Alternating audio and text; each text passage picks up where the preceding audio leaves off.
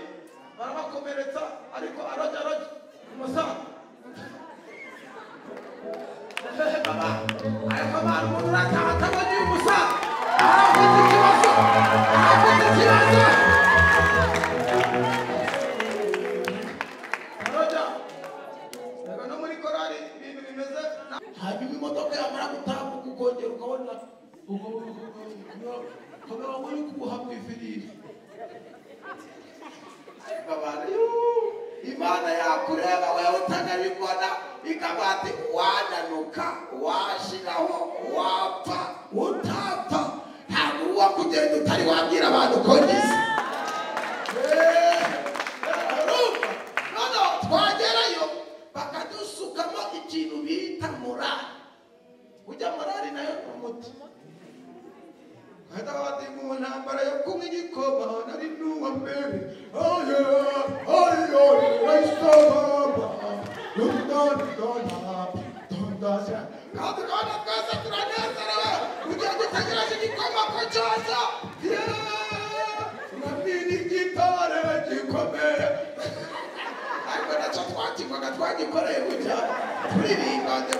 bari kuturirimbisha bari kubona ntidushoboye bari kubona turenda guhirima ariko hashimwe Yesu watuzuye hashimwe Yesu waturokoye hashimwe Yesu duhagaritse hano tera haleluya hashimwe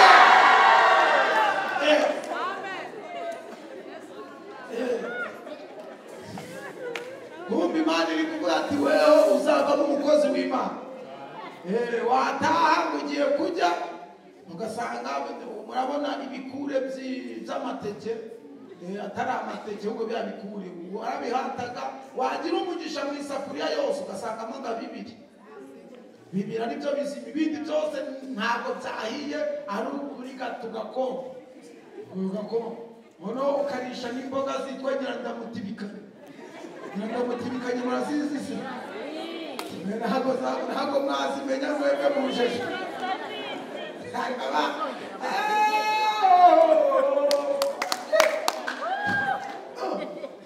tukazajya dukora isosi ugafata ibitumbwe by'inyanya ugakatiramo ukabati uru ni urusosi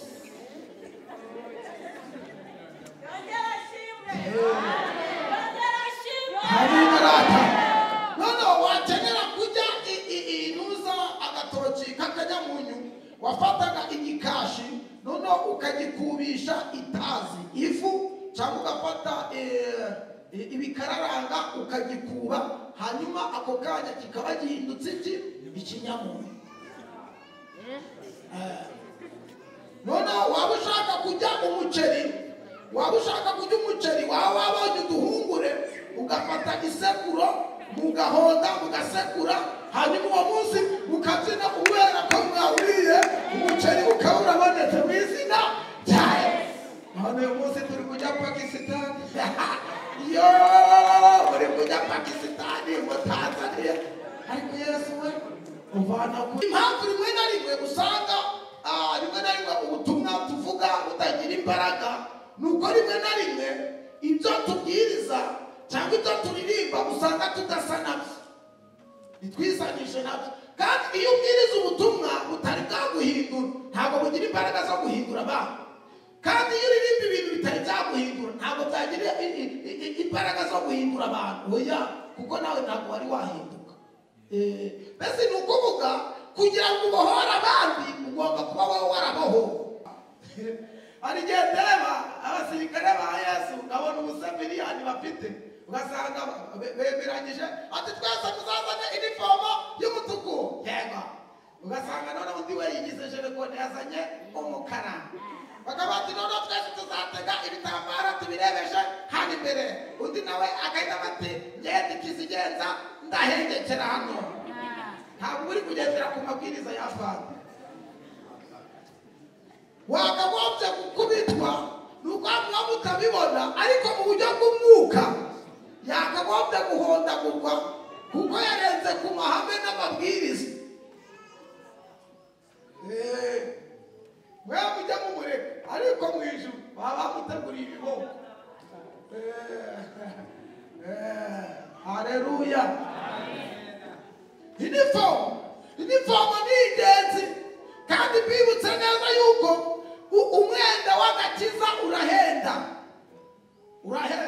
Niyo mpamvu muzarebe umwenda w'agakiza kera aba bakecuru n'abasaza murabizi mu itorero ryacu rya Pentekote ubundi hari umuntu watambukaga ari umubyeyi wareba uburyo yateze agatambara n'uburyo yambaye n'umbiteho umukiza ari ukubita ihugu atiriwe navuga ukabati dore umupantekote aratambutse, bakabati dore umurokore aratambutse dore guhuriya ku buryo wageraga no mu isoko wagera aho umurokore acururiza akikuvugisha byonyine n'uburyo yambaye n'uburyo avugana nawe kahita bati wowe uri umurokore kubera iki? Inifomu. Tuvuge ko amen. Inifomu. None rero inifomu turagenda tuzivanamo gake ati turi muri viziyo, turi mu kinyejana, ati Yesu nawe urabibona shiramo imiyaga. Ndagira ngo mbabwire ko Yesu nta miyaga azabashiramo. Inifomu. Hari umukobwa umwe aherutse guhura n'umukozi w'Imana mu bice z'ahantu nari buze kuvuga, hanyuma yarafite akabibiriya none n'akashipo yakagejeje hano amatako yose ari hanze, bamugari ari kugenda ameze biki abahuye n'umusirikare wa Yesu arangira avuga ati hagarara aho ngaho, ati Yesu ashimwe, atahimbazwe isi none ugiye kigiye gusenga asengesho abasirikare baravuga avuga ati none rero icyo nari guhagarikiye ndagira ngo umpereze iyo Bibiliya kuko atari iyawe. Avuga ati no, Bibiliya ni iyanjye. Ati iyo Bibiliya ntabwo ari iyawe. Ati no, ni iyanjye. Avuga ati sizi impamvu ndi kuvuga ko atari iyawe. Aravuga ati nshingiye ku myenda wambaye ngashingira n'icyo gitabo twaye ntibijyane. No, ntibijyane. Kubera iki? Reka mbabaze barokore muze kunsubiza. Mwese aho mwabereye mukabaho mu buzima bwanyu hagira umbwira yuko hari umusirikare wacu. Mwongere mwegure intwaro mufate Bibiliya ijambo ry'Imana mufate igitabo cy'indirimbo ariko mubyambarire munyura mu karitsiye abantu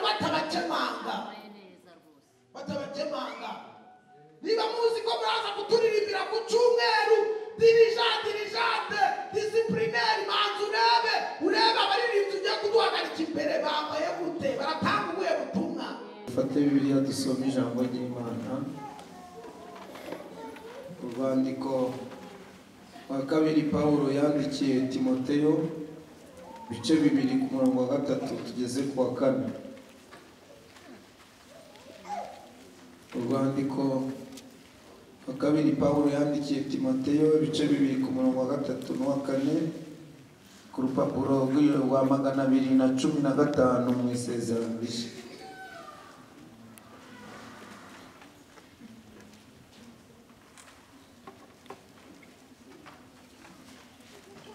Dusome mu izina rya Yesu. Haranditse ngo ujye ufatanya nanjye kwihanganira imibabaro nk'uko bikwiriye umusirikare mwiza wa Kristo Yesu. Ntawaba umusirikare kandi ngo yishire mu by'ubugingo aba akinejeje uwamwandikiye ubusirikare. Asubiramo rimwe, ujye ufatanya nanjye kwihanganira imibabaro nk'uko bikwiriye umusirikare mwiza wa Kristo Yesu. Ntawaba umusirikare kandi ngo yishire mu by'ubugingo aba akinejeje uwamwandikiye ubusirikare. Tuvuge ngo amen. DJ adufashe iyi mikrofone ayishyiraho neza kugira ngo tutaza kuvunika, kandi hari cyo Imana yabiduhereye kugira ngo bijye bidufasha, kandi nabwo bitanavuze twakoresha umunwa nta kibazo. Hanyuma turangije gusoma ijambo ry'Imana. Hanyuma basanze twibwiranye amazina nitwa Rusangiza Jean Dodier, rindi ni Dawidi, bazi ku izina rya Kajegerezo. Hanyuma ndi umupapa, mfite umudamu n'abana. Hanyuma uko twabivuze tuvuye hariya muri paruwasi ya Murehe, itorero rya Gatuza, ngaho niho dukorera umurimo w'Imana. Tuvuga ubutumwa umuhamagaro wanyu nyobora n'amasengesho aho ngaho.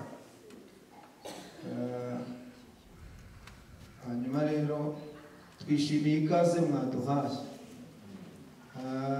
Muri abakozi b'Imana bari mu umugisha, yagize umuhati wo kuduhereza keya no kuturarika. Buriya abantu baba bazi gutumira, bazi kurarika, badashyiramo ibintu by'imikino. Yamamagaye kenshi cyane, Imana imuhe umugisha. Abajya bamamagara kenshi cyane, numva amakeya, numva yokeya mpaye, ndavuga ati nanjye nzaza dufatanye umurimo w'Imana mu izina rya Yesu. Badufasha mugakora ibi byuma byanyu.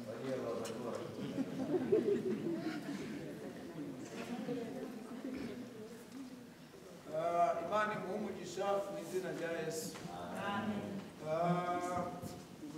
Kandi n'uyu mubyeyi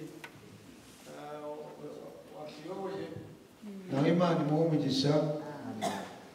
Numvise hari ikintu kirimo, umwanya niturangiza amateraniro aza kugutumira mubwira ahantu tuzajya.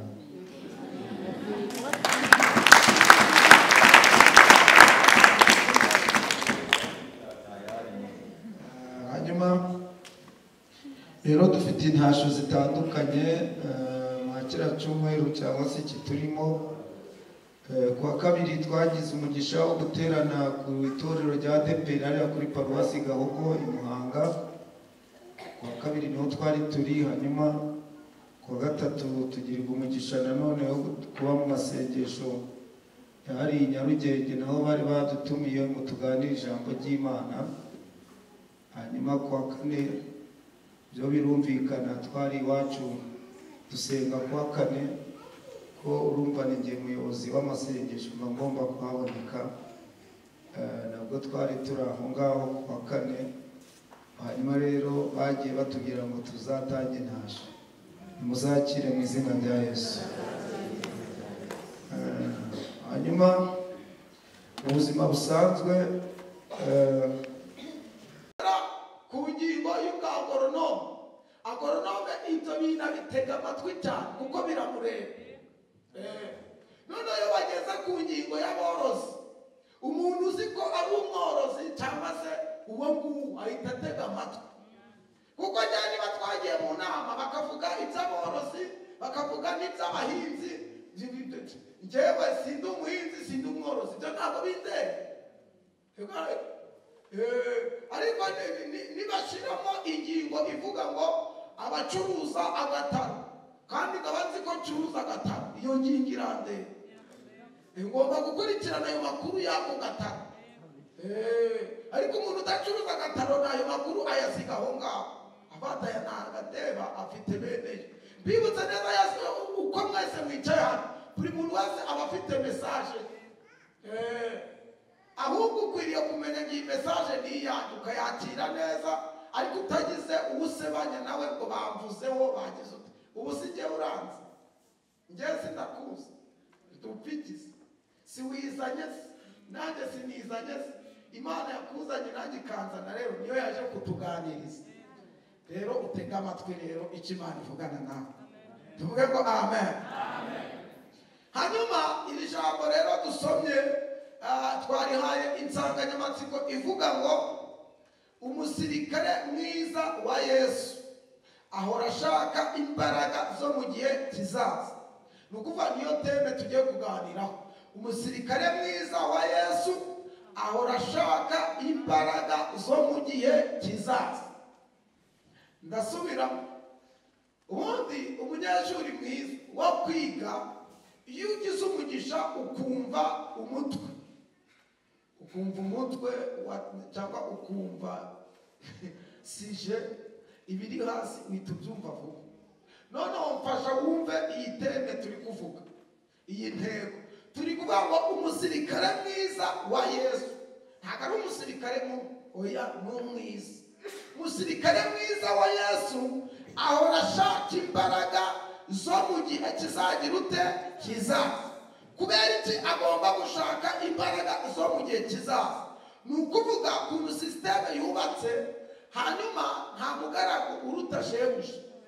Hanyuma hari umuririmbyi uherutse kuririmba wa 28 aho ngaho mu Gakiza, ageze ku gitero cya kabiri yararirimba bati turabasirikare benshi twogerejwe mu maraso, umwami wacu Yesu Kristo ni nawe muyobozi. Aho ngaho rero no nshaka full stop. Murabyumvishije aho ngaho ngo turi abasirikare bangahe? Bogejwe mu maraso ya Yesu. Ngo kandi Yesu Kristo ni nawe niwe muyobozi wa basirikare turirimbye hejuru.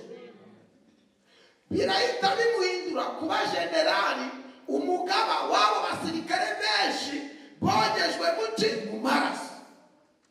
None reka mbabaze ikibazo kugira ngo mwumve ibintu ngiye kuvuga, niba murabyakira neza. Muremera ko muri abasirikare ba Yesu? Twavuze bakeya, abandi muri abasirikare bandi. Muremera ko muri abasirikare ba Yesu? Ababyemera bagiye guca turebe.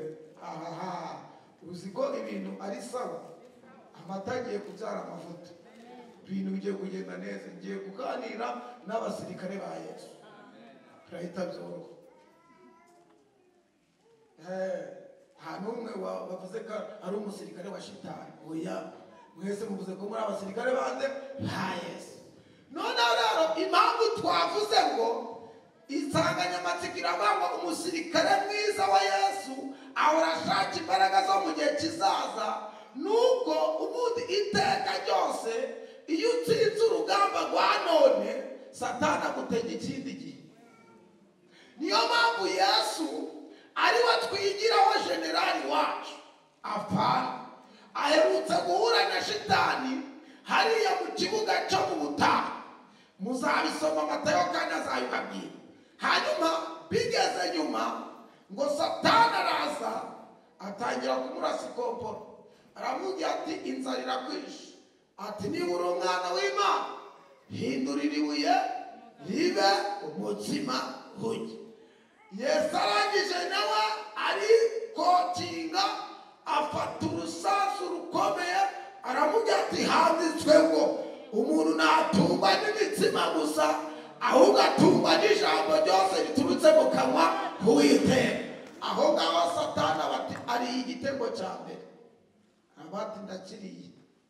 Arangije baramujyana amuhagarika ku gasongero aramubwira ati handitswe gutya izategeka abamarayika bakuramire, none rero simbuka bakuramire tubirebe.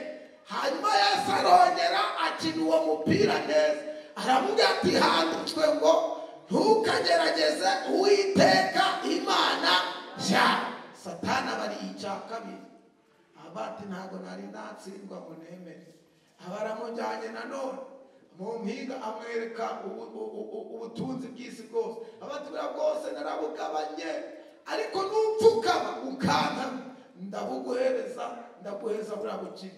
Yesu arongera aramubwira ati noneho reka nkubwire, aramubwira ati handitswe ngo uzaramye Uwiteka Imana yawe.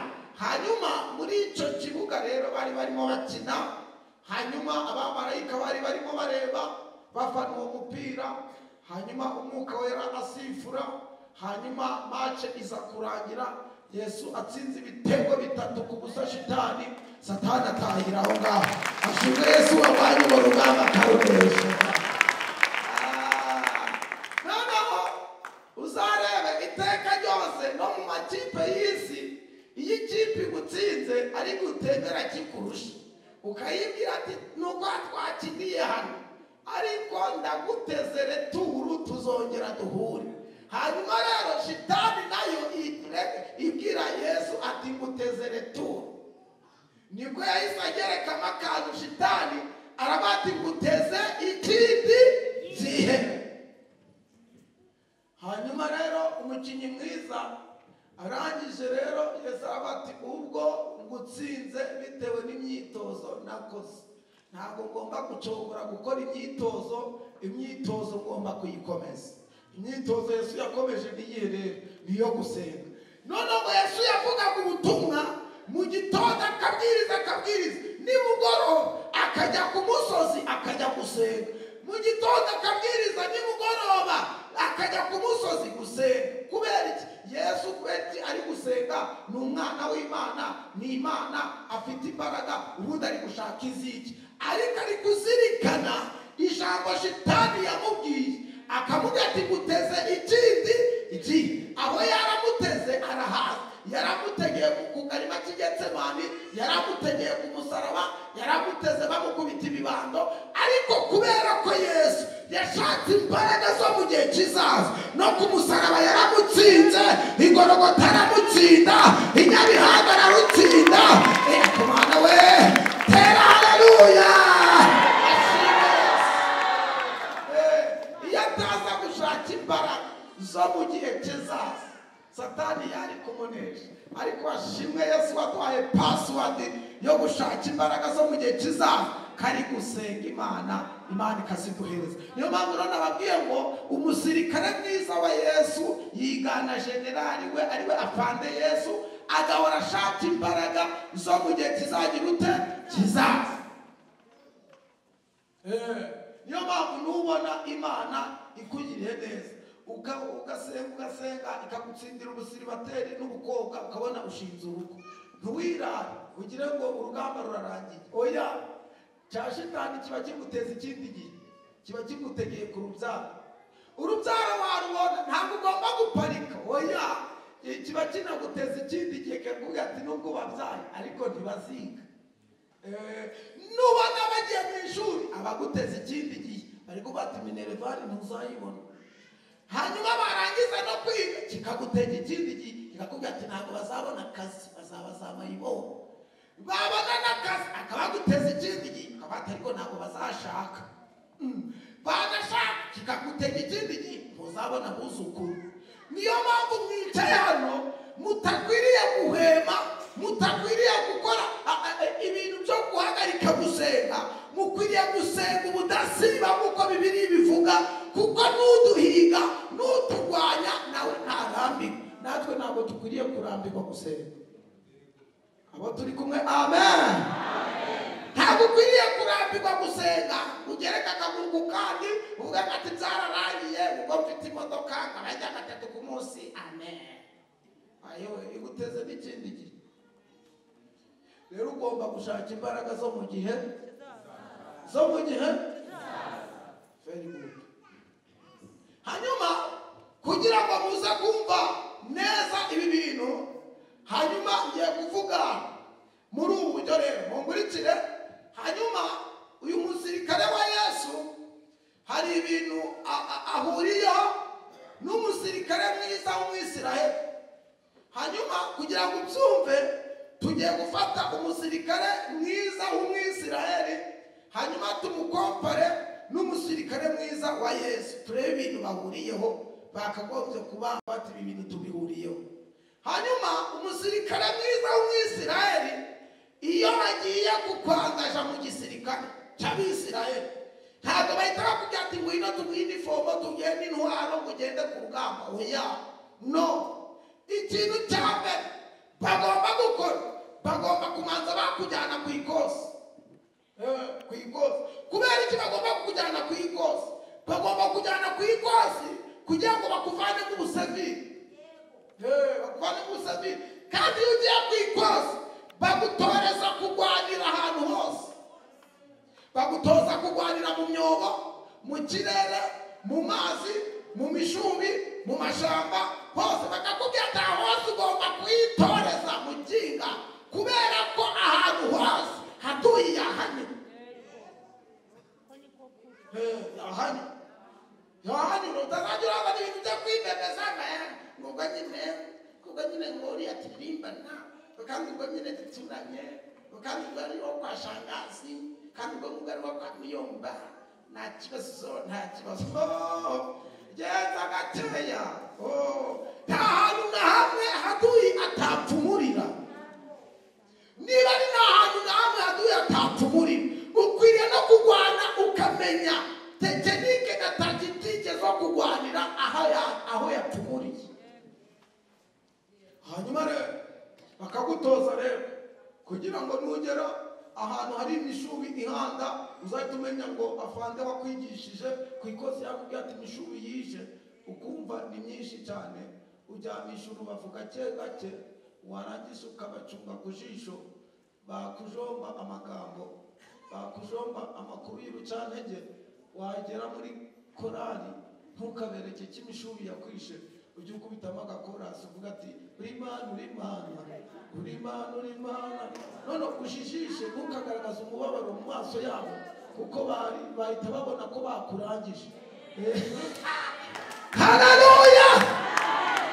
Niyo mpamvu rero uyu mugabo witwa Kirisito ntabwo apfa gukoresha abantu b'abasefiriyani. Kandi niyo mpamvu abantu bose mupfa kubona bahagaze hano, nta muntu upfa guhagarara hano ataranyuze ku ikosi ry'uyu mugabo.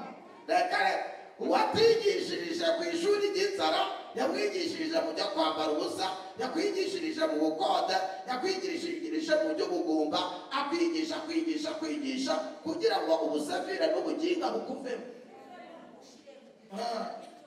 Kandi muzarebe iyo umusafiriyani bamujyanye ku ikosi mu gisirikare cya Isiraheli, agenda nyine afite imyijyo nyine yateretse amaso,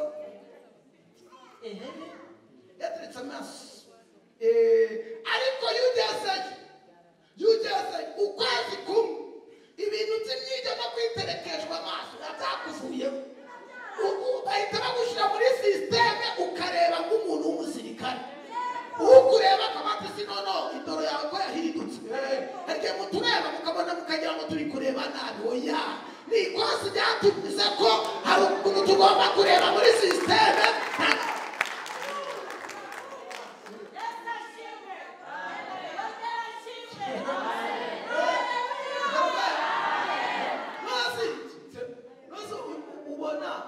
ubona tuba turi kureba guca, ukabona ukagira ngo turi abasuderi, kugira ngo turasudira ya ntabwo turabasudira umusirikare usanga ryarahiye arakureba muri sisiteme ugahita wibwiriza ugahita wegera ati niba naravuga kukureba gusa kandi abati aravuze ati njye ku ruhande haleluya ukwiriye kureba muri sisiteme y'abana b'Imana ukareba muri sisiteme y'umuntu Imana yashyize ku ikosi aho urakivitisha ibintu by'imyigyo shaka ukuntu urimo urareba wajya gucuruza inshushu ntabwo wari wajya ku ikosi wajya gucuruza ikivuguto amayosha nose wabuzwa n'iki kureba guca wabuzwa n'iki kureba guca irya saa 9 nturisenga ibyo kubyuka nturisenga ibyo kuryama nturisenga uheruka yitatu kugaka gutura wabuzwa n'iki kureba nk'umuntu ucuruza inshushu ariko undi we ntabwo ni ibintu biwagira ngo nishenga ari saa 9 senga ryama senga byuka senga ryama ayitatu ayine ayitanu mu buvumo mwawa mw'ishyamba ngwino byuka va ku gitanda cyangwa ku mukeka wabuzwa n'iki kureba muri sisiteme wabuzwa n'iki kureba muri sisiteme muvana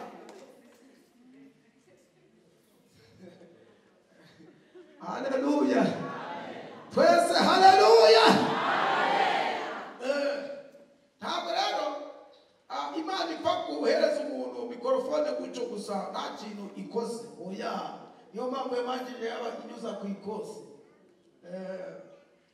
kera twagize gutya turwara indwara zimwe bita indwara z'imirire mibi hanyuma imodoka yamara gutambuka ukongera ukabona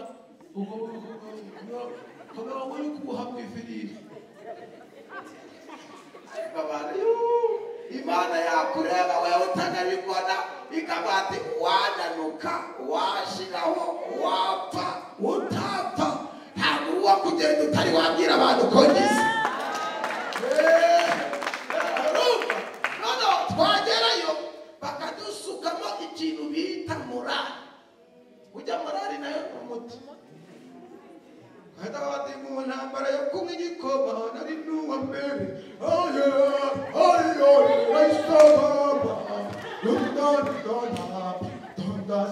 kandi twese turanezerewe ugiye gutegereje igikoma ko cyaza urabwira igitare gikomeye ariko nacyo twagikoreye gutya turirimba bari kuturirimbisha bari kubona ntidushoboye bari kubona turenda guhirima ariko hashimwe Yesu watuzuye hashimwe Yesu waturokoye hashimwe Yesu duhagaritse hano tera haleluya hashimwe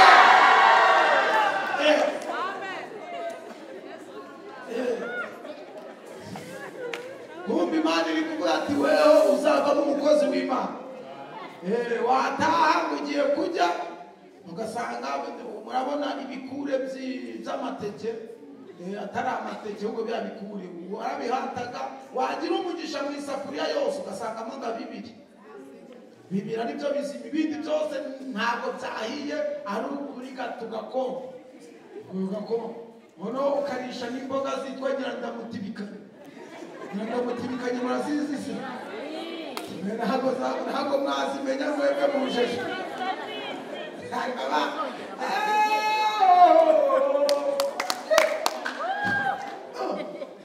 tukazajya dukora isosi ugafata ibitumbwe by'inyanya ugakatiramo ukabati uru ni urusosi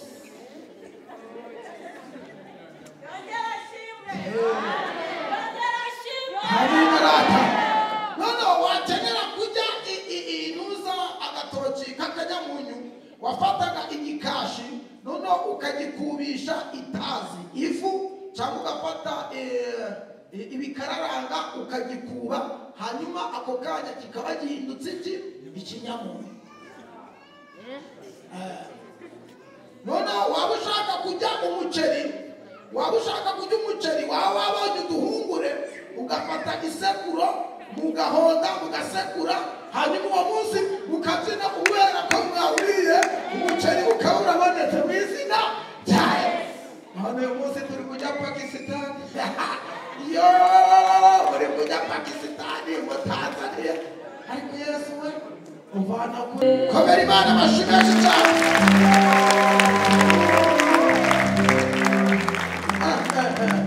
Icyo ni icya mbere agomba gushyirwa ku ikosi umusirikare wa Yesu kugira ngo uzakorere Imana uzi kandi uzi nawe yakuvanye. Hanyuma apana kuvuga iya Mose n'iya Eliya n'iya Enoke, ahubwo ari igihe kizajya kigera tube Imana ya Korodeta, ya mama Shantari, ya mama Korode, Imana ya Kerere, kubera ko imirimo y'intoki zayo twayikozeho tuyibonesha amaso mu izina ryande rya Yesu. Hanyuma ikindi cya kabiri yakigera ku ikosi akimara kugerayo bamweza icyo bita inimero de matricule, inimero imuranga. Buri musirikare wese w'umwisirayeli ahava akagera aba afite inimero ku buryo batamwitiranya n'undi, ku buryo bahagarara no ku murongo kuri fori afande ya bati namba 10 yesa pa namba 50 yesa pa. Ntawitaba mu nimero y'undi, buri wese aba afite inimero ye. Ndashimira Yesu waduhaye inimero kandi nimero tukaba tuyiziranyeho, buri muntu wese aha afite nimero ye. Ariko nyeganyeza uwo bicaje ubwawe ufite nimero yawe kwa Yesu. Aha muri iki gisirikare cya Yesu buri wese afite nimero ye, buri wese afite igihe azahamagarirwa, buri wese afite igihe azatabarirwa, buri wese afite igihe Imana izamutabarira mu izina rya Yesu. Buri wese afite nimero ye. Niyo mpamvu tutanaziye rimwe. Arabaje muri 80, abandi baza muri 90, abandi baza ku bwa Kabutura, abandi baza ku bw'Abasodo, abandi baje ku bwa Nsanzubwi, abandi baje ku bwa Karuranga Furo, abandi baje ku bwa Isayi, abandi n'ejo bazaza, abandi bari mu nzira tuze isiga. Ariko buri muntu wese iyo ageze hano afande Generali Yesu amuhereza nimero yagize ute yinjiriyeho. Ajya kwirirwa ubaza abantu ariko uyu muntu ngo yaje gute ibyo birakureba. Niwo wangaje muri iki gisirikare. Tera haleluya. Niwo wangaje. Ntabwo ari wowe uwangaje arahari. Uwaguhamagaye niwe wapamagaye, uwakuzanye niwe wanzanye. Ikibazo ufite ni iki? Ikibazo ntabwo ari uko naje, ahubwo ikibazo wamenya ngo anzanye gukora iki. Kandi muri sisiteme ukuntu yubakitse mu gisirikare cya Isirayeli, ubu mazemo imyaka 10 undi yinjire uwo munsi, wabishaka utabishaka wemerewe gufatanya nawe akazi. Wemerewe gufatanya nawe akazi. None ikintu nakundi igisirikare cya Isirayeli abakimara kukuzana aho ngaho mukimara guhuza umurimo n'akazi, nashaka abamazemo imyaka 30 wowe umazemo iminsi 2 ategetswe kugukunda, kandi nawe wahuje utegetswe gukunda musaza. Iguzo sisiteme yubakitse utegetswe gukunda busanzemo, kandi nabo usanzemo bategetswe kugukunda, kuko mufatanyije umubabaro, mufatanyije n'umwuga, kuko uhiga ubugingo bwe ntabwo yagusiga.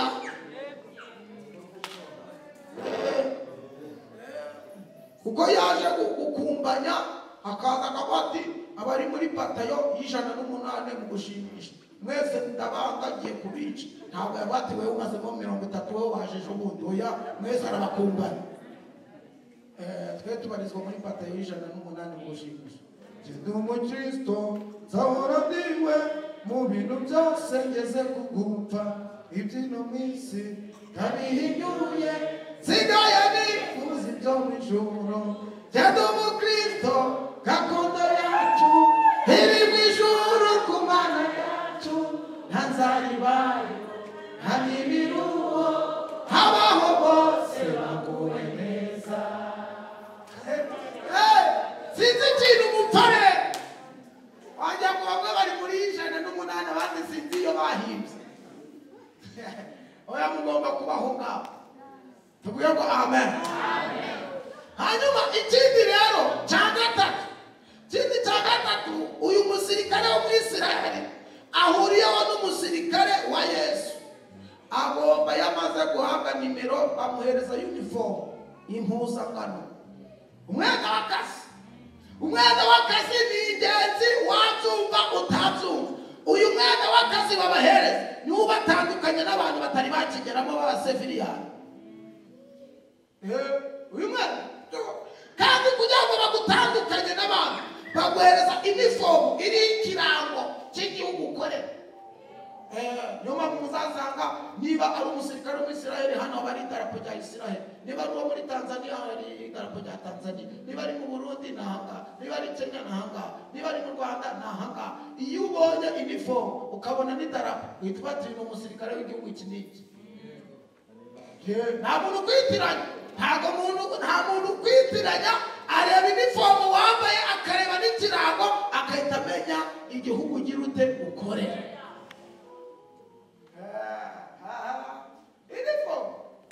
Kandi iyo baguhaye uniform zigomba kuba zisa. Zigomba kuba zisa. Mu gisirikare uniform ziba zisa, bose ziba zisa. Kandi bakazambara neza bose. Niba ari songa mbere ni songa mbere. Nahanga. Baramutse babwiye ati mwambara ingofero kizanisha umuntu bw'ubujereko ukayihengeka urakubitwa. Niba bavuze ati mwese nahanga. Ari igihe ndeba abasirikare ba Yesu ngabona ubusamiliyani bafite, ugasanga bemeranyije ati twese tuzazane uniform y'umutuku. Yego. Ugasanga none undi we yigize jerekone yazanye umukara. Bakabati none twese tuzatega ibitambara tubirebeshe hano imbere. Undi nawe agahita bati ngende ikizigenza ndahengekera hano. Ntabwo uri kugendera ku mabwiriza ya Fanda. Wakagombye gukubitwa nuko muba mutabibona, ariko mu buryo bw'umwuka yakagombye guhondagurwa kuko yarenze ku mahame n'amabwiriza. Mwe mujya mumureka, ariko mu ijuru baba bamuteguriye ibiboko. Haleluya. Uniform ni ingenzi, kandi bibutse neza yuko umwenda w'agakiza urahenda. Niyo mpamvu muzarebe umwenda w'agakiza. Kera aba bakecuru n'abasaza murabizi mu itorero ryacu rya Pentecote, ubundi hari umuntu watambukaga ari umubyeyi, wareba uburyo yateze agatambara n'uburyo yambaye n'umbiteho mukiza rukubita ihugu atiriwe navuga, ukabati dore umupantekote aratambutse. Bakabati dore umurokore aratambutse dore guhuriya, ku buryo wageraga no mu isoko wagera aho umurokore acururiza akikuvugisha byonyine n'uburyo yambaye n'uburyo avugana nawe kahita bati wowe umurokore. Kubera iki? Uniform. Tuvuge ko amen. Uniform. None rero uniform turagenda tuzivanamo gake. Ati turi muri viziyo, turi mu kinyejana. Ati Yesu nawe urabibona, shiramo imiyaga. Ndagira ngo mbabwire ko Yesu nta miyaga azabashiriramo. Uniform yabambitse niyo ngiyo, ntabwo yari yahindura. N'abahindurira azabatangariza. Haleluya. Haleluya. Kubera ko nukuvuga ntabwo ubundi impamvu rimwe na rimwe usanga rimwe na rimwe ubutumwa tuvuga butagira imbaraga, nuko rimwe na rimwe ibyo tubwiriza cyangwa ibyo turirimba usanga tudasa nabyo, nitwisanishe nabyo. Kandi iyo ubwiriza ubutumwa butari bwaguhindura ntabwo bugira imbaraga zo guhindura abantu. Kandi iyo uririmba ibintu bitari byaguhindura ntabwo byagira imbaraga zo guhindura abantu. Oya, kuko nawe ntabwo wari wahinduka. Mbese ni ukuvuga kugira ngo ubohore abandi ugomba kuba wowe warabohowe. ntabwo umuntu yababashe ndavuga ngo agiye kubohora abantu guteze ntibyashoboka. Umuntu ari aho ngaho yiziritse ngo nyine ngo arashaka ngo kuduhereza ngo agatwiko ngo yasaze ngo yasizoye, kasanga yagiye ku cyumweru yipanye, abandi bakubise ibintu ibikanzu nawe yiziritse ameze gutya, niwe uri kwantona ngo twarabohowe mane we twarabohowe. nawe ubwe araboshe, wabohowe gute? nawe ubwawe wiboshe. niba ari gutyo Yesu yakubohoye nabi, usubireyo wongera kugira guhindurire akubohore neza. ngo yigize nk'igisabo ngo ni minsi ari kugira ngo agire ngo munda ngo hameze ngo nguruvu, hajya ngo uruvu ni isazi n'iki ngo ngaho ivubi, ayo mavubi yazakujya. nta butumwa uri gutanga oya, kuko ni ukuvuga njyewe ndirimbira ngo twarabohowe nzamanza ndebe ko nawe wabohowe. Yesu ari kutwambika, Yesu yari twambitse kandi yambaye akayunguruzo, umuntu ari kureba iriya. niba ari gutyo Yesu yakwambitse usubireyo umubwira guhindurire. Yesu ntabwo yakwambika akayunguruzo. mbese aha ngaho waje kuroba umugara, waje kuroba amafi, akayunguruzo ko bakajyana mu kiyaga ukajya kuroba, ngo mwabaye mute?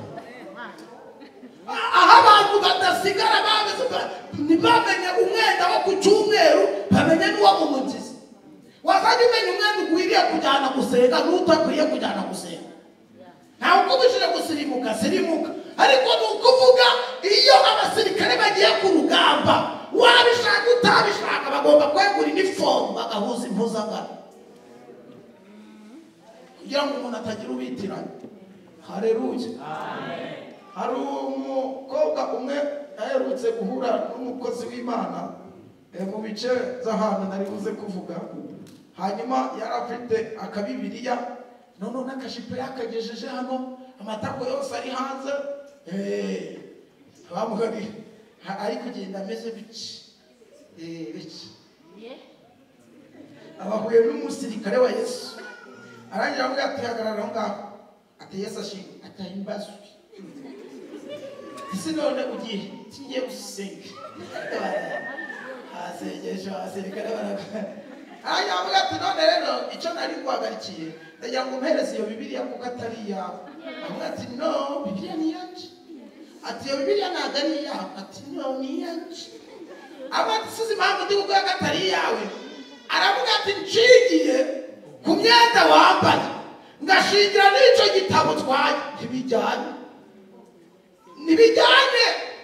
no, ntibijyane. kubera iki? reka mbabaze barokore muze kunsubiza. mwese aho mwabereye mukabaho mu buzima bwanyu, hagira umbwira yuko hari umusirikare watinyuka kujyana imbunda atambaye inifomu. mwari mwabonye? njyewe ndamutse namubonye nakiruka, ubu uri hatuye. ntabwo naguma aho ngaho nakiyirukira ngafata dore hatuye ndirukanze. nta na rimwe wabona iyo azi ko atambaye inifomu arayisiga kugira ngo adakura umutima abaturage. rero twebwe ikintu dukwiriye kumenya yuko imbunda Yesu yaduhaye yo kurasisha ni Bibiliya n'igitabo cy'indirimbo. izi ntwaro zose kugira ngo uziterure uzivane iwawe, ugomba no kwambara inifomo ijyanye n'ibyo bintu ugize ute ufashe. ni gute ufatanye nawe ubundi? niyo mpamvu usanga abantu n'abapagani babakemanga bakabatera ati uriya se agiye gusenga, ati nk'inka yanjye agiye muri barasi, agiye mu kabari. yewe niba ari kureba nono agakiza kabaye fiziyo, yewe kabaye supadipe wese ni igisukari. none urumva batangiye kugukemanga. kubera iki? bari kubona intwaro utwaye z'umukristo, bakareba n'inifomo bagasanga bidahuye. mwongere mwegure intwaro, mufate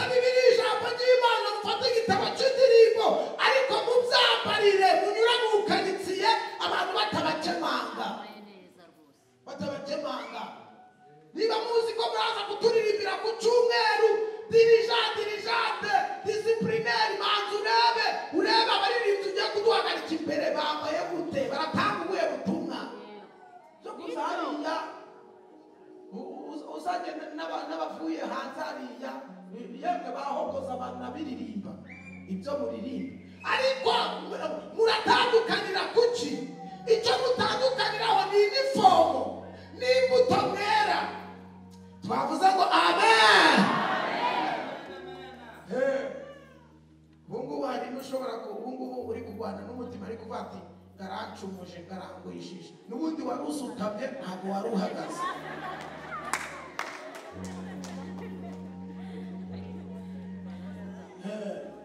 Hoya niba mushaka gukorera uyu mwami nimumukorere mumuzi, kandi ibintu byo kumubeshabesha, kuko ushobora kubesha Imana nayo ikagusheshera ikakureka, kakureka ariko ugakorera inyuma ya mayinazi yamwe.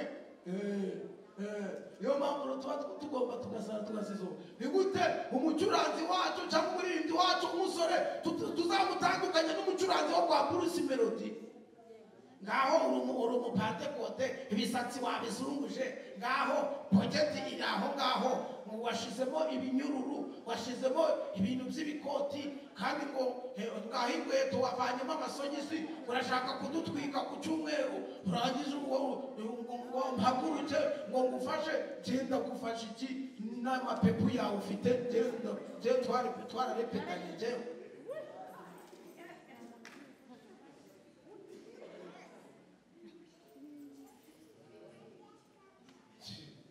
Nubwo mugomba gutandukana nabo hanze, tukagira umwimerere, tukabati abacuranzi bo mu nzu y'Imana bafite karakterisitike ABCD, abaririmbyi ABCD batandukanyijwe n'iki nabo hanze? Ni ibi.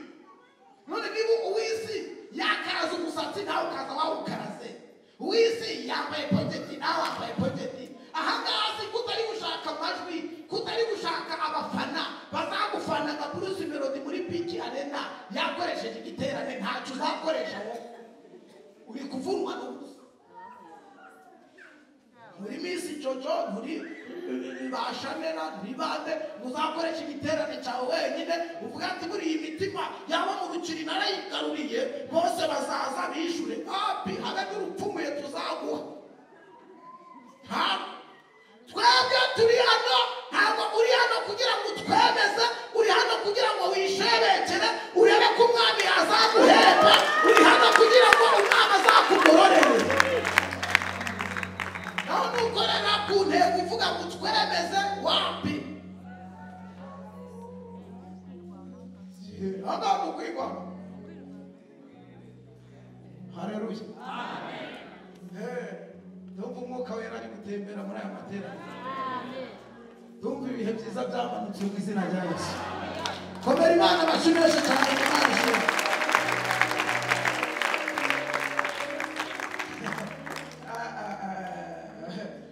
Hanyuma reka mvuge ikindi nihute vaga. Hanyuma ikindi nshaka kubabwira ni ukuvuga ikindi cya kane. Umusirikare w'Umwisiraheli agomba kugira ibanga ry'akazi. Nubwo waba uri nyina waramubyaye cyangwa se, ariko yamaze kwinjira muri ako kazi hari ibyo atakubwira bijyanye n'akazi kawe. Wowe ugomba kumenya ko ufite umwana w'umusirikare, ariko ibindi ntabwo bikureba. Ibindi ni ibanga ry'akazi nabo basangiye. Ariko twebwe abasirikare ba Yesu usanga tuzana ibintu byo kugira ute, byo kutamenya kugira ibanga mu kazi dukora. Kasanga ibintu byabereye mu materaniro ni ibanga ry'abasirikare ba Yesu, baje gusenga, baje mu masengesho, none uratashe ugiye mu baporoso, ugiye mu batampera, ugiye mu bayehova, ugiye mu bangirikani, ugiye kuzibara, kandi urabara n'izitakureba. Duruduru wigize ikinyamakuru, wigize umuseso, wigize soneteke, wigize televiziyo.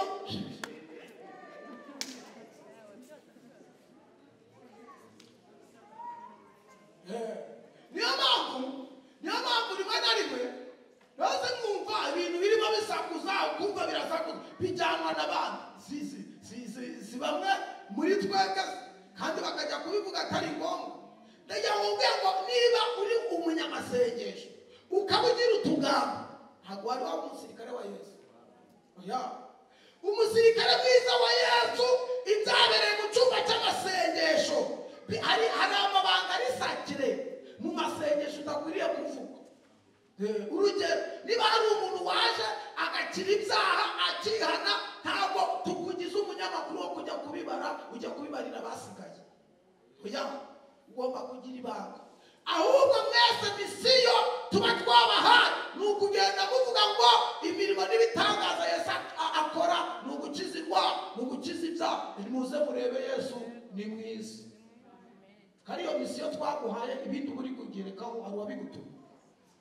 Genda ubwire abantu Yesu kakiza ibyaha, kagira neza. Noneho babwira ati nimuze murebe Yesu ni mwiza, nimuze murebe Yesu ni mwiza cyane. None wewe kugira ngo ugende ati muzi byabaye mama kadubiri kora hano. Noneho Imana yamufumbuye. Ibyo si uwo muntu uri kubibwira ni ubuhe butumwa bwiza burimo? Ibyo si biratuma aza gukizwa? Ahubwo ibyo ngibyo biratuma n'umwanzuro yarimo afata awusubika. Kuko ari kubati saho giye kugwa, saho giye kujya, yewe niko kwimura umurozi ukazana umucuraguzi, ntacyo wabukoze. Abatereka mbe mbiretse, reka ni mwebwe mwabaye obustakire mutuma abantu bataza kuri Yesu. Ntabwo wari wumva umuntu ari kubati njyewe ngo kugira ngizwe na runaka ngo nabireka, kubera turabesha urapacapaca. Haleluya, twese haleluya. Hanyuma ikindi mukwiriye kumenya, umusirikare mwiza w'Umwisirayeli agomba kugira amakuru y'igihugu akorera abasivile batagira. Buriya niba ari ikintu kibaho umusirikare aho akagera niwe ufite bagaje, niwe ufite amakuru ari update ku makuru y'igihugu akorera abasivile batagira. Kuko umusirikare abazi niba esansi iramanuka ababizi, niba kawunga iramanuka ababizi, niba hagiye kuza imfashanyo ababizi, niba hagiye gutera inzara ababizi, niba hagiye kuboneka ibyo kurya byinshi ababizi. Umusirikare afite amakuru. Narivuza ngo umusirikare mwiza wa Yesu agomba kugira amakuru y'igihugu ari kujyamo, akagira amakuru y'igihugu akorera. Ntabwo abapagani bakwiriye kugusumbya amakuru, ahubwo ukwiriye kubahereza amakuru y'igihugu tugomba kugira ute kujyamo. Niba mwicaye hano mutazi amakuru y'igihugu muzajyamo, mwaba muri gukorera inyuma ya zeru. Igihugu dukorera kirahari, kandi mbibutse neza yuko impamvu hari ibintu tutari twabona hano mu isi ni uko iwacu atari inaha. Twebwe turi abambasaderi bahehe b'ijuru hano mu isi. Mbibutse neza yuko ambasaderi w'igihugu cy'u Rwanda agiye muri Amerika, ntabwo Amerika niyo imutunga, oya, ahubwo atungwa n'igihugu kimwohereje. Ni ukuvuga rero, ni ukuvuga iyo ijuru ryatwohereje kabati tubera abambasaderi hano mu Rukiri, ni ukuvuga ntabwo tugomba gutungwa na Rukiri, ahubwo dutungwa n'igihugu cyatwohereje. Haleluya, dutungwa n'igihugu cyaduhaye akazi. Niyo mpamvu twebwe akazi dufite ko gukorera Imana ntabwo ari ikiraka, ni akazi. Kandi cyo kundira uyu mugabo witwa Yesu naramukunze, yanze gutangaza umushahara duhembe ku kwezi. Kubera iki? Aramutse atangaje umushahara bahemba ku kwezi neza, Rwanda Revenue yabasoresha bari hano abafunga. Ariko abishyira mu ibanga. Noneho icyo mukundi ntanakubwira ngo nzaguhembera ukwezi, nzakubwira ngo nzaguhembera amezi atatu, nzakubwira ngo nzaguhembera umwaka. Warakubwira ati are mu kazi naguhembera umwaka, ntuzi umwe nzaguhemba, naguhembera amasaha nzaguhemba. Icyo tuzi ko ni uko akazi ke harimo ibihembo, wabishaka utabishaka, tugakora neza azagira ute azaduhemba. Niyo mpamvu Petero Yesu yigeze kubabaza ibibazo abatari kuvundi mwebwe iyo mutambuka mu baho kari ndindi. Abate baherutse kubangura umwe mu bahanuzi, undi ate baravuze ngo uri Eliya, ati no bivuze nabi. Bavuze ngo ngweho uri Yohana Umubatiza. Yesu arangira bati muve ku bandi mwebwe ndashaka mumbwire mwe muzi ko ndinde bangira bati turacashakisha izina ryawe turacashakisha. Petero arangije ahita ashyira hejuru abati reka abo ngabo ngewe nyibariza. Petero arangira bati umva Yesu byari ikintu gituma ngumenya abati icya mbere wasanze ku nyanja ndi kuroba urambwira ngo nsiga ubwato n'incundura kandi urabizi ko wanzanye ntanasezeye ntubizi se? Yesu ati ndabizi. None ikindi gituma ngumenya dore tugendanye imyaka myinshi nta n'urupfumuye wari wampereza urumva ariko hari amakuru mfite. None urumva umuntu w'umugabo najugunye incundura n'ubwato kandi ukaba utari wanaduhemba imfe kugenda ntabonye ibihembo. Abati ngiye nshingiye ku kazi waduhaye uzaduhemba kandi none nta n'ubwo uri Eliya n'uri Yohana nta n'ubwo ahubwo ngiye iyo ngurebe mbona uri Kristo umwana w'iki w'Imana. Yesu abyumvise abati Petero si inyama n'amaraso bikiwumbishuriye ahubwo ni data wo mu ijuru. Ubwo mbishuriye rero ako kanya ngiye kuguhemba igihembo cya mbere ari avanse egera imbere gatoya abari arahegeye abati usize abandi bose intambwe weho wiswe Petra wiswe Petero hanyuma weho uhindutse urutare kandi kuri urwo rutare niho nzubaka itorero ryawe kandi n'amarembo y'ikuzimu nawe yasikuka ntazagira gute ntazabishobora. Komera Imana amashyi menshi cyane. Hari ikintu ukora Imana ikaguhindurira aderesi ikaguhindurira icyerekezo mu izina cya Yesu.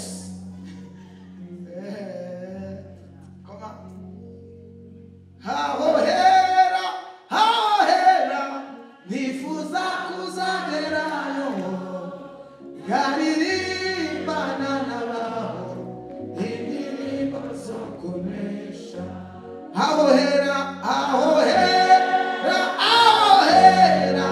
nifuza kuzagerayo yaririmbana n'abaho indirimbo zo kunesha.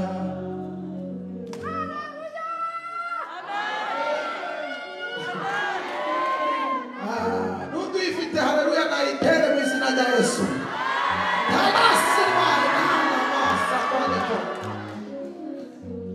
Ikindi nshaka kuvuga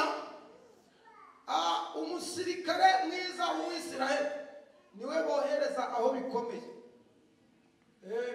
Niwe bohereza aho bikomeye ibintu byakaze niwe bohereza ntabwo bohereza y'Umuseveni. Niyo mpamvu muzacunga ngubu hagize ikintu numva kivugiye ngo hari kikaba ngo ngumva ni ibintu bidasanzwe nuguhita ntihemba ndi kuzamuka nigira aho bitari kandi iyo ndi kuzamuka mbura n'iki n'abasirikare bo bari kujya ahandi ndi gutinya wumve ukuntu bakaze. Jyaho ndi guhunga bo niho bari kwerekera kabati tunapiga haduye tunayipiga. Noneho twebwe seviriyani tuba twikuriramo akacu karindwi. Kandi icyo makundira rero iyo bamaze kuhagera kuko uwabohereje bafitiye icyizere ko bazana amahoro ahantu hatari amahoro badusanga aho twari twahungiye barangiza bakatubwira ati nimuhumure ibyari bishaka kubagirira nabi turabirangije nimusubire mu ngo zanyu muteke mujye mumere neza. Ati tugende ati iyo bivuzwe n'umusirikare twese duhita twongera tugakubita utuntu twacu ku mutwe tukongera tugasubirayo. Duhita twongera tugasubira kubera iki bivuzwe n'umuntu wizewe kandi waritorejwe. Niyo mpamvu umusirikare mwiza wa Yesu iyo ageze ahantu hatari amahoro mu rugo rurimo amakimbirane akubita isengesho rigasenya ibihome agasiga amahoro abonetse mu izina agatangaza amakuru aturutse mu ijuru akabata ubw'umwami abakunda muri amahoro nimuhumure dayimoni yari yarabateye Imana ivuze ko yirukanye mu izina rya Yesu. Niyo mpamvu umusirikare mwiza wa Yesu bagomba kwamama ntuza ibidayimoni biri kubanika bagahita bati are twagiye, bagahita bafata ntuza na ntuza, tugahita tugenda are tukamanuka, twamanuka twagerayo kiriri tugahimbaza Imana, tugasenga kubita dayimoni mu izina rya Yesu, pepu tukirukana, tugashwiragiza tukirukana mu izina rya Yesu, tugatwikisha amaraso ya Yesu, dayimoni nazatiyeta turagiye shu kaziragiye, samara kugenda agatangira uwa mbere ati riri undi gora Jezi control mumbe mugane na bagahita batanga amakuru aturutse kuri Edikota hejuru, bakamaza ijuru riravuze ngo nta kuzimu zongera kugira gute kugera muri uru rugo, ni kuwiteka agize ute havuze. Imana igushiraho uburinzi bw'iteka ryose mu izina rya Yesu. Ndahanurira ubuzima bwa Imana iguhereza uburinzi bw'iteka ryose mu izina rya Yesu. Komera Imana amashini bugakire natwe twa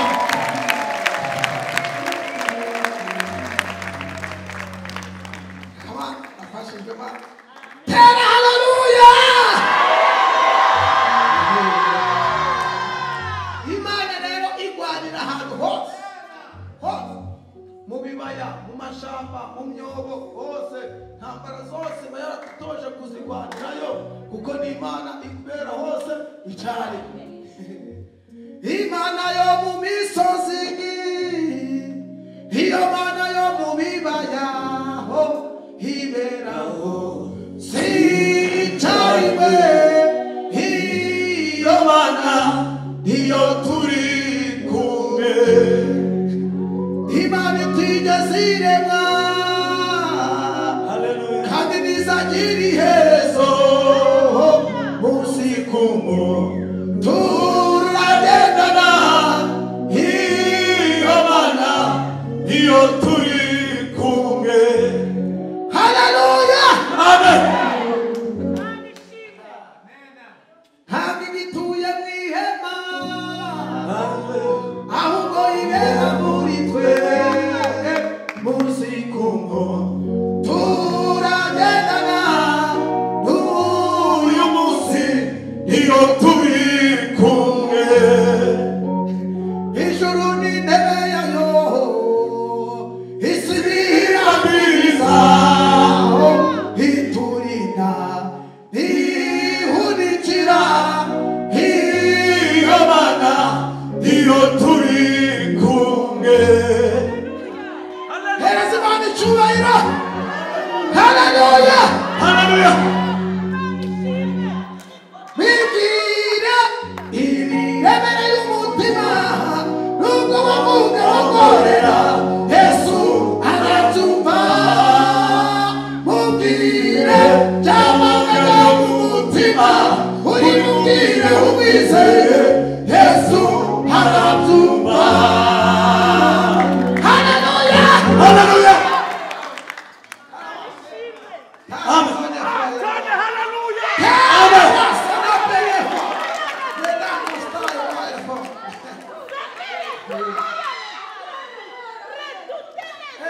Haleluya.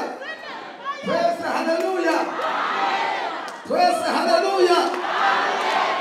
Ikindi cyaka kuvuga, iyo umusirikare mwiza wa Yesu cyangwa umusirikare mwiza w'Umwisiraheli, iteka ryose iyo bari ku rugamba hakagira umwe muri bo, iyi ngingo muyumve cyane, hakagira umwe muri bo umwanzi akomeretse, ni ukuvuga ntabwo wemerewe gusiga iyo nkomere inyuma, ntiwemerewe no kuyisiga aho ngaho kugira ngo idahurwaho umwanzi kukwishima hejuru.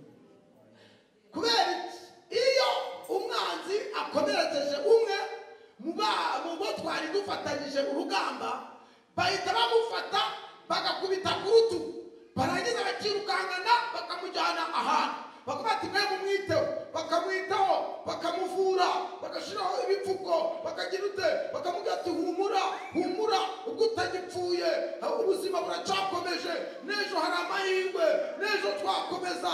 Kubera uyu muntu barimo baramwomora, kuko iteka ryose bari kuvuga ngo ubwo uyakomeretse namara gukira, ejo nanjye nshobora gukomereka akaba ari umpeka. Kuko ntawe wabimenya, kuko tukiri mu isi dufata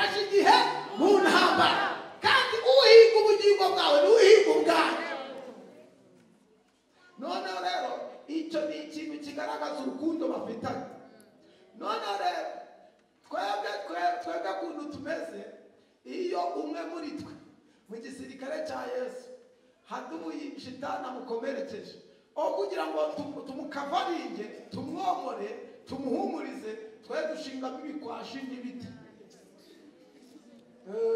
Kandi kari karigize ibiki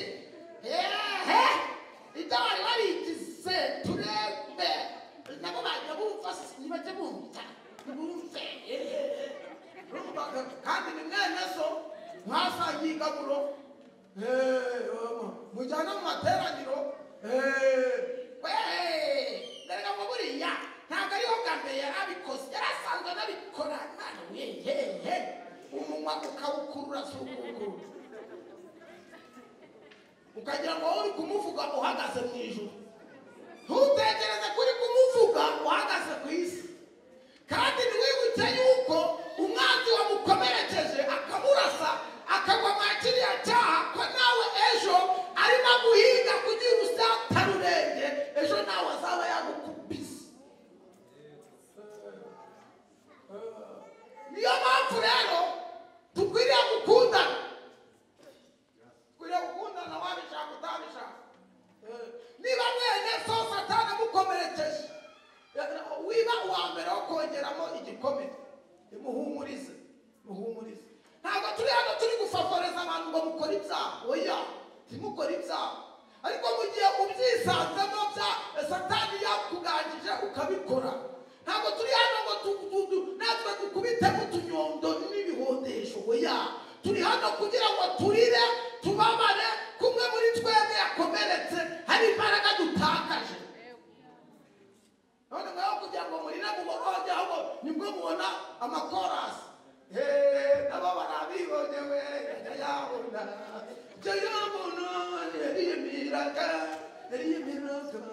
n'ubundi genza gakeya bojena, genza gakeya. Tuvuge ngo amen, tuvuge ngo amen. Noneho ndagira ngo umfashe guhanurira nk'abantu babiri, ubabwire ngo muri iki gisirikare cya Yesu dukundana. Bimubwira ariko wasanga mutanakunda. Bayavuge ngo muri iki gisirikare cya Yesu dukundane, tusengerane, twumve buri muntu wese urwo umutwaro wa mugenzi wawe ari uwawe, agahinda ke tukagira kacu, ibyishimo bye tubigira ibyacu, umubabaro we tuwugira uwacu, mbese dufatanye mu makuba no mu byago bw'abantu dusangiye igisirikare kimwe.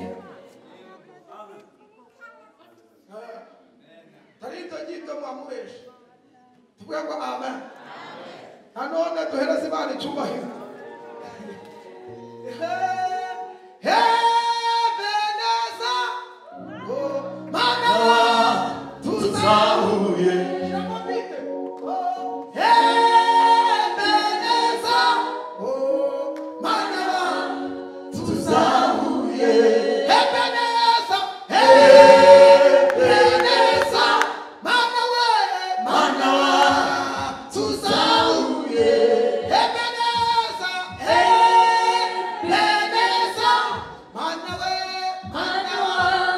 tuzahuye. Ijuru rinaniwe nta kundi twamugeze. Haleluya.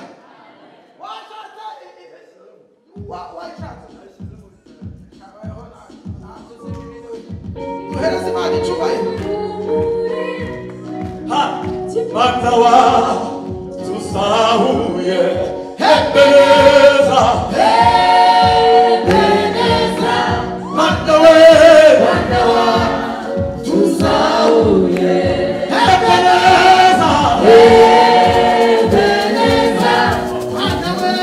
Matawa tuzahuye. Ebeneza Matawa tuzahuye. Ebeneza Matawa tuzahuye. Ebeneza Matawa tuzahuye. Haleluya. Haleluya. Duhereze Imana icyubahiro mu izina rya Yesu. Komera Imana amashyi niba Imana yakuzahura.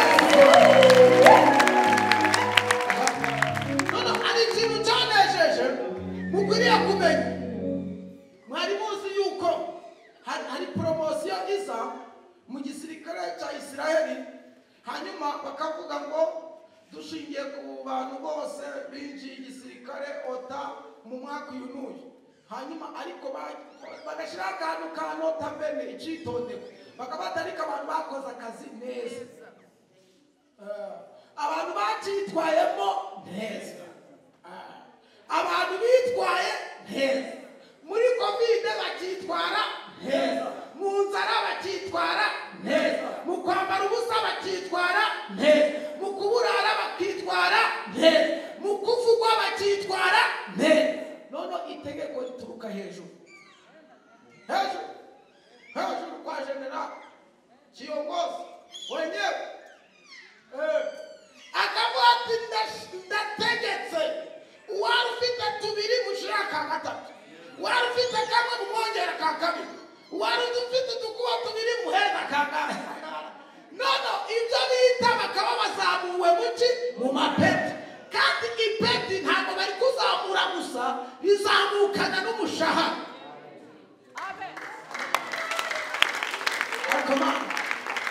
Ndabona hari abantu muri aya materaniro Imana yanzuye kubera uburyo bitwaye neza, Imana izamuye mu izina rya Yesu. Hari abantu Imana izamuriye muri aya materaniro, akazi kawe ugiye kukakuzamuriraho, ibyo wakoraga Imana igiye kukuzamura, ikuzamure mu buryo bw'umwuka, ikuzamure mu kazi ukora. Tera haleluya y'umuriro.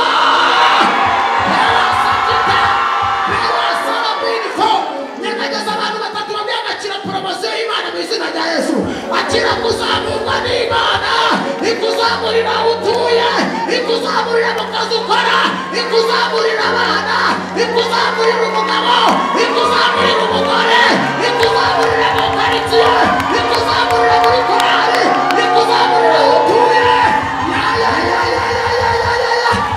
Aha, abanzakiriye bahagurutse batere haleluya.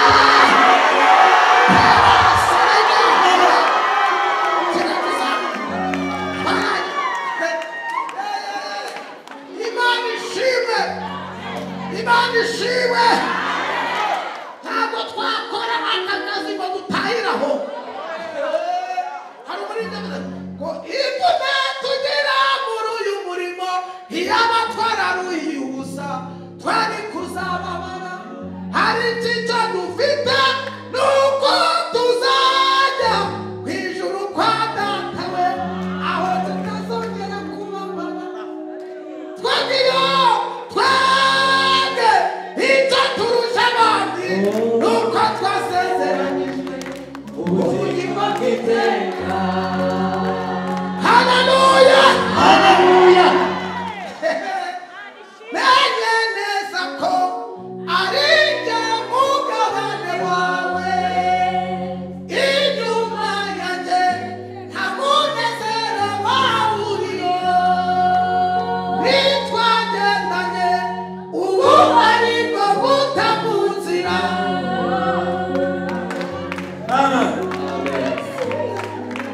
Ntabwo igihe twagendaniye yaduta muri uku kwezi kwa 12.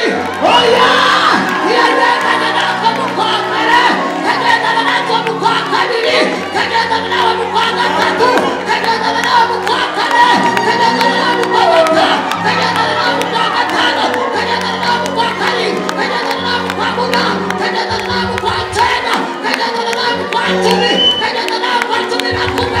Ntabwo yaguta 2014, ntabwo yaguta mu kwezi kwa 12. No, uracyari kumwe mu izina rya Yesu.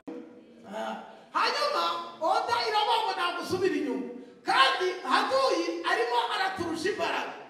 Kandi bibutse neza, ubundi abahanga bo kurwana muzabicunge mujye n'ahandi. Sero intwaro zikomeye ntabwo zijya imbere, zijya inyuma.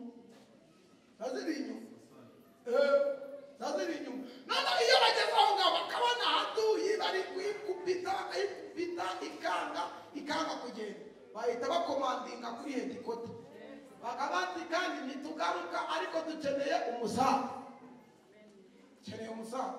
abandi nimwe mwatwangaje nimwe mwatuzanye muri iki gisirikare nimwe mwatubwiye ngo tubakorere mutwohereze umusanda turebe kwa tuyitwaye haje noneho rero ikintu bakora ni iki ahita bafata icyo bita icombo ikiradiyo cyangwa bakoresha simbizi hanyuma agatangira agashaka network akazajya bati kro kro kro kro kro kro kro kro kro kro kro ati kro kro kro kro kro ariko sagara yatujya kwa kumusanga n'ingingo duheraho nabo bafite imibare bavuganiraho natwe dufite imibare twose tuvuganiraho iyo tugeze mu itangiriro turayibwira ngo dufite aho twatangiriye twagera mu kuva tukaba dufite aho twavuye twagera mu barebe tukaba atari imana ivugira mu batanzi twagera mu kubara tukaba turi mu mubare imana izi twagera mu gutegeka tukaba dufite amategeko tugenderaho kro kro kro kro kro kro sende so kro kro kro kro kro kro no iyage sana kuzivuze neza ahita bata aroja takusoma apa yes tunataka msana pio ali kamanda nyanganya somo itanya tujya kwa kumusata ijuru nidakwangaje ijuru nidakuzanye ijuru nidakumye gukizwa yesu ni watuzanye agomba kumusata ijuru nidakwangaje wateye haleluya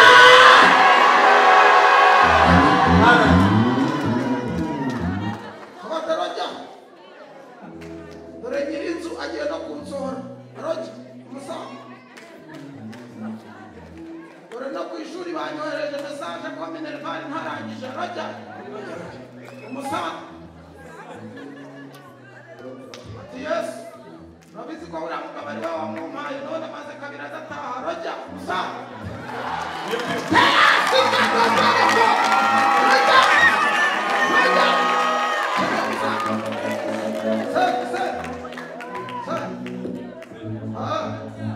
ati dufite n'ingomero nyinshi cyane muzane n'ibipfuko afite abantu bababwiye nabi barabakomeretsa ariko aroja umusaza ariko abantu umuntu urataha atabonye umusaza arafite ikibazo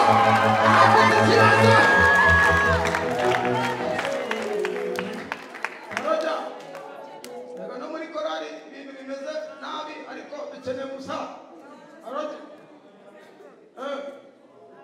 ati ngo iki musaza ati n'ibyo kurya byashize muri stoke ati muhumure umusaza unakuya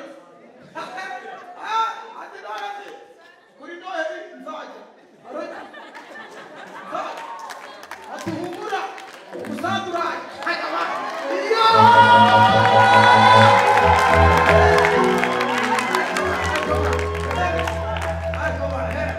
oya umusaza urakenewe cyangwa ntukenewe bamwagera n'iki kigabo cyitwa shitani twagice tutazi umusaza roja tariki ya mbere se tuzaba turimo roja ati muhumure umusaza wamanutse wamanutse ariko hari abantu banyakiriye bari kumva ibyo Imana iri kuvugamo abantu bari kwakira ibyo Imana iri kuvugira muri aya materaniro ndashaka abantu babyakiriye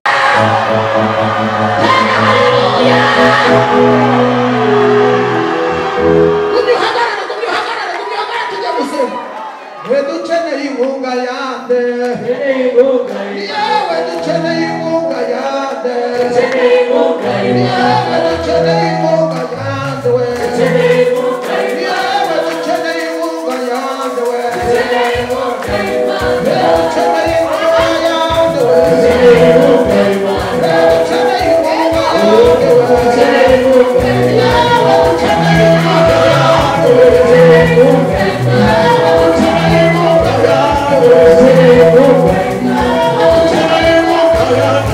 we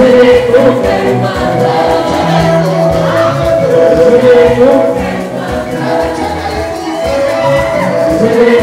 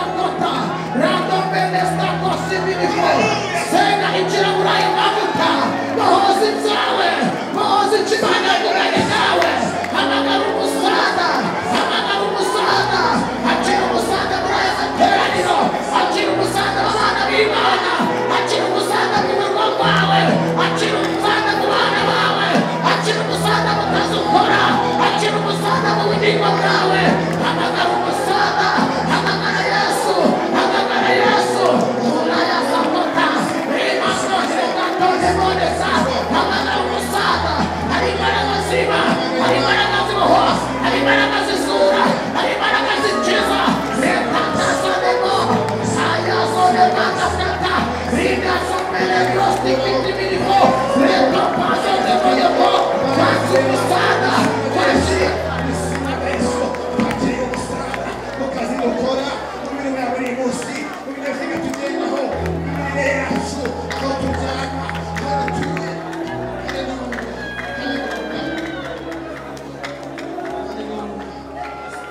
Kalabone Kota, Sena tugeze mu mwanya, ndabona hari ibintu birimo bigenda bikoreka, ndabona hari ibintu bitangiye kuza, hamagara Imana mu rugo rwawe, hamagara Imana mu bana bawe, hamagara Imana mu kazi ukora, Kalaya Sikiti Bifo, akira umusada wa mubyeyi we, akira umusada w'ubuvuzi, akira umusada w'akazi, akira umusada wo kubaka urugo rwawe, akira umusada wakire, akira umusada wakire,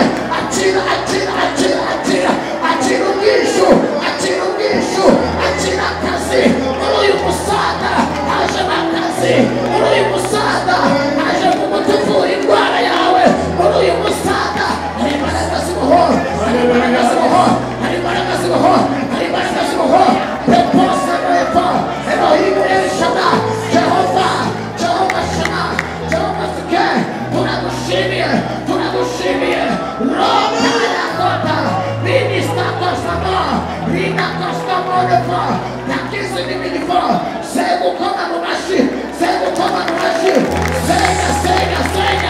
Sega Taibori Lumatse, Koma Mumashi Chane, Kubika, Nikura, Reka Kostamo Minifo, Kuribika Taibori Lumatse, Luseni Kala Taibori Lumatse, Kumame Wawe, Harichigere Zichigurishe, Harichigere Zichigurishe, Haramamuka Imana Yamanutse, Haramamuka Imana Yamanutse, Kwiruka Imana Gazabarani, Kwiruka Imana Gazabasobo, Kwiruka Imana Gazabasobo, Reka Kisamone Postayo, Reka Komenefo, Turakunaniza Wakaragawe, Urarekura ubuzima bw'abana b'Imana, Urarekura ubuzima bw'abana bacu, Urarekura ubuzima wafashe, Urarekura umugongo we, Urarekura amaguru ye, Urarekura umugongo ye, Urarekura amaso ye, Urarekura abadayimoni we, Rekura,